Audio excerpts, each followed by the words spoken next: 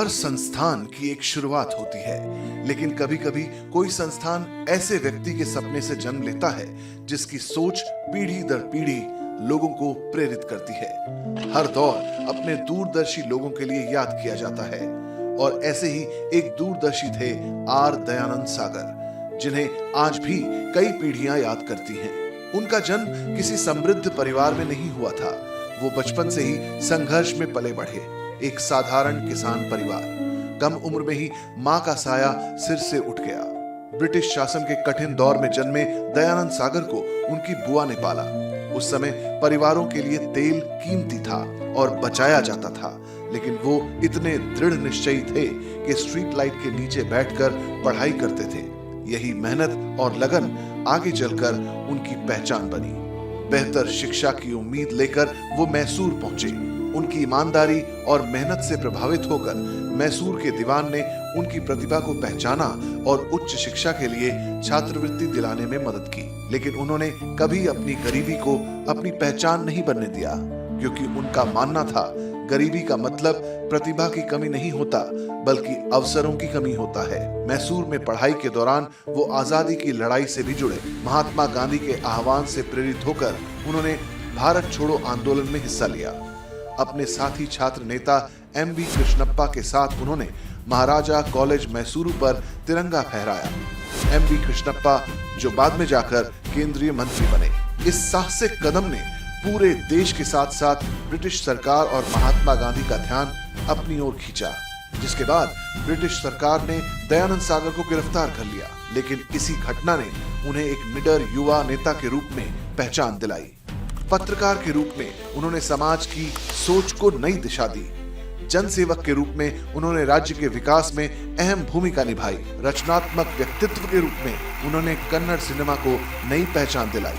शिक्षक के रूप में उन्होंने युवा छात्रों का भविष्य संवारा। ज्ञान की तलाश उन्हें देश विदेश तक ले गई। मैसूर से लंदन तक सीखा, पढ़ाया और पहले से ज्यादा आत्मविश्वास के साथ वापस लौटे। जीवन के हर अनुभव से उनका इस बात पर विश्वास और ज्यादा मजबूत हुआ कि राष्ट्र निर्माण का सबसे सशक्त माध्यम शिक्षा है।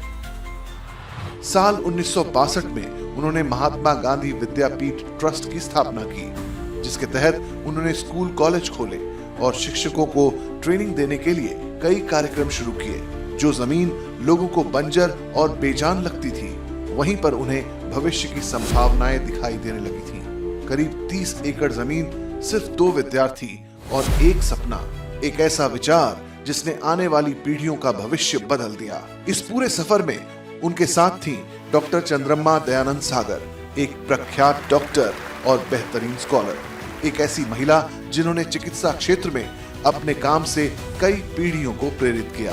दयानंद सागर और डॉक्टर चंद्रम्मा दयानंद सागर दोनों का विश्वास था कि शिक्षा और स्वास्थ्य सेवा समाज की सबसे बड़ी सेवा है। उन्होंने केवल संस्थान नहीं बनाए, उन्होंने मूल्यों की नींव रखी। जिज्ञासा, संवेदनशीलता, श्रेष्ठता और सेवा। कुछ सपने उन्हें देखने वालों के साथ ही खत्म हो जाते हैं, लेकिन बड़े सपने समय के साथ और आगे बढ़ते हैं। जो सफर सिर्फ 2 छात्रों से शुरू हुआ था, आज वो भारत के प्रमुख शिक्षा और स्वास्थ्य संस्थानों में बदल चुका है। डॉक्टर डी हेमचंद्र सागर और डॉक्टर डी प्रेमचंद्र सागर के नेतृत्व में संस्थापक का देखा गया सपना आज भी आगे बढ़ रहा है, उन्हीं मूल्यों के साथ। क्योंकि शिक्षा केवल भविष्य के लिए तैयार नहीं करती, बल्कि भविष्य संवारने की ताकत भी देती है। साल 2047 भारत आजादी के 100 साल की तरफ बढ़ रहा है और दयानंद सागर यूनिवर्सिटी भविष्य की तैयारी में जुटी है। आर्टिफिशियल इंटेलिजेंस और बेहतरीन शोध, स्वास्थ्य सेवा में नई तकनीक, सस्टेनेबिलिटी और स्मार्ट तकनीकों के जरिए ऐसे युवाओं को तैयार किया जा रहा है जो भविष्य में सफल होने के साथ भविष्य की दिशा भी तय करेंगे। उन्होंने देश की कई रूपों में सेवा की।